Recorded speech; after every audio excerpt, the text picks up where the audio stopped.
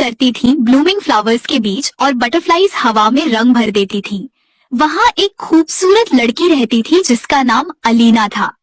उसके hair diamond की तरह शाइन करते थे और उसकी जेंटल स्माइल सबके दिल पिघला देती थी। लेकिन अलीना सिर्फ अपनी ब्यूटी की वजह से चेरिश नहीं थी, वो मशहूर थी अपनी रेयर गिफ्ट के लिए, मैजिकल ज्वेलरी बनाने का हुनर।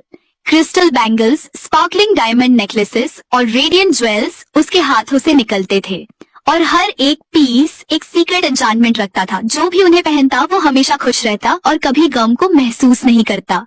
लेकिन अलीना ये ट्रेजर्स सिर्फ उन्हीं लोगों के लिए बनाती थी जो ट्रूली वर्दी होते, मोस्टली रॉयल पैलेस के लिए। अलीना का वर्कशॉप एक मैजिकल ग्लो रखता था, सूरज की रोशनी से भी ज्यादा। उसकी छोटी सी वुडन टेबल पर शिमरिंग क्रिस्टल्स, ग्लोइंग पर्ल्स और soft threads of silver light बिखरे होते।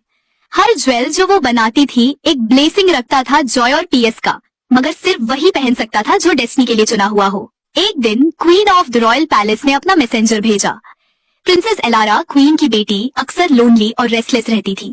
क्वीन चाहती थी कि अलीना एक ज्वेल बनाए जो उनकी बेटी को कंफर्ट दे और वो हमेशा खुश रहे। अलीना ने अपनी आंखें बंद करके वैली की विंड्स की विस्पर्स सुनी।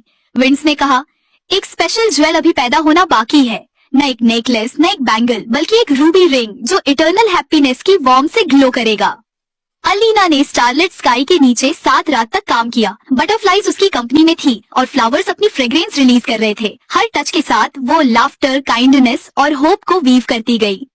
8वें दिन की सुबह रूबी रिंग उसकी पाम में ऐसे चमक रहा था जैसे हेवन से एक ड्रॉप ऑफ फायर गिर गया हो। मगर इस रिंग का एक सीक्रेट था। रूबी रिंग एक ऑर्डिनरी ज्वेल नहीं था, ये अपना ऑनर खुद चुनता।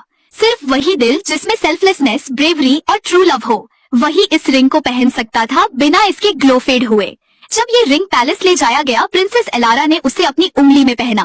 पहले तो ये चमका, लेकिन धीरे धीरे उसका ग्लो डिम हो गया। एलारा पजल थी, क्वीन वरीड थी।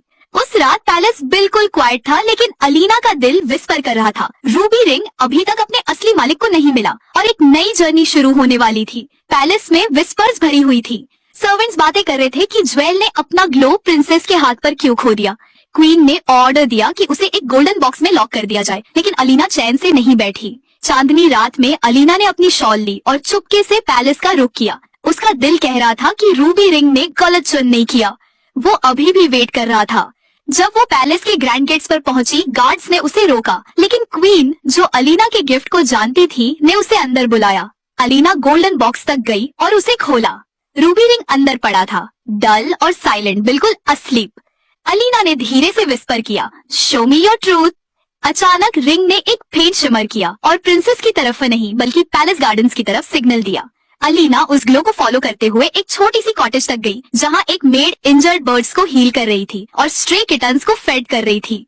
उसका नाम था लीना, एक सिंपल सर्वेंट गर्ल, बिना रिचेस या टाइटल्स के, लेकिन एक दिल जो काइंडनेस से भरा था। जब अलीना ने रूबी रिंग उसकी उंगली पर पहनाया, वो ब्लेज कर उठा रेडियंट रेड लाइट से, सूरज से भी ज्यादा ब्राइट।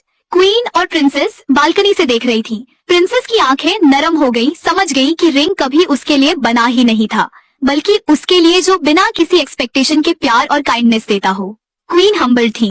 उन्होंने लीना को पैलेस में अपनी बेटी के रूप में वेलकम किया। उस दिन के बाद पैलेस लाफ्टर और जॉय से भर गया। अलीना वैली वापस गई, स्माइल करते हुए।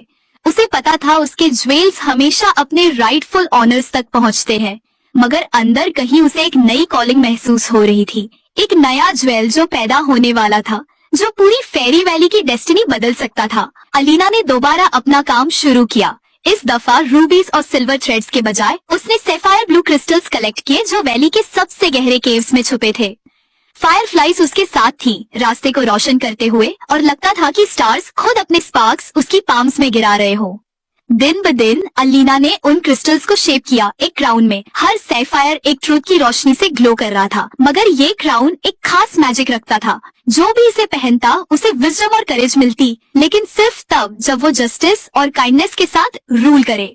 अगर कोई सेल्फिश या क्रूएल रूलर इसे पहनता तो ये क्राउन तुरंत डस्ट में टूट जाता। जब सैफायर क्राउन की खबर फैली, सब जगह एक्साइटमेंट भर गया, लेकिन king of the northern mountains, एक प्राउड और ग्रीडी रूलर, फ्यूरियस हो गया। उसने अलीना को बुलाया और कहा, ब्रिंग मी दैट क्राउन, मैं तुम्हें गोल्ड और ट्रेजर्स दूंगा। लेकिन अलीना ने मना कर दिया। उसे पता था कि ये क्राउन उसके लिए नहीं बना।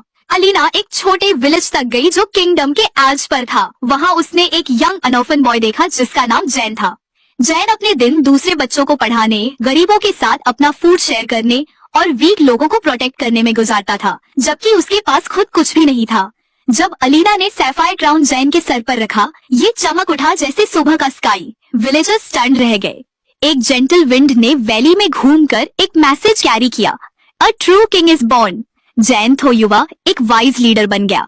क्राउन की पावर के साथ उसने लैंड में पीस लाई, लेकिन ये न्यूज जब नॉर्दर्न माउंटेन्स के फोर्ट्रेस तक पहुंची तो ग्रीडी किंग जलन में जल उठा।